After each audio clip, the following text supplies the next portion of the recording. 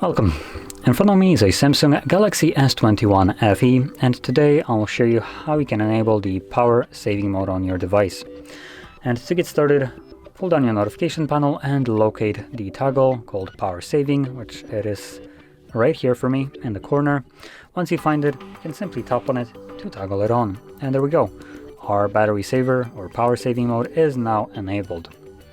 Now I'll mention that during this mode, when toggle is enabled, your device will disconnect from things like Wi-Fi and mobile data when the device is in sleep mode, and this is considered a sleep mode. So when you're not receiving any kind of notifications from applications that require internet connection, as an example things like WhatsApp, Facebook Messenger, and so on, the reason for this is because the device just disconnected from any kind of network, so it cannot basically connect to anything, thus it cannot get any updates from those applications. Now once you wake up your device again, like so, your device will automatically reconnect to Wi-Fi and mobile data, automatically pulling all the updates that was missing from those applications. So you will basically get all your notifications in bulk delivered at once.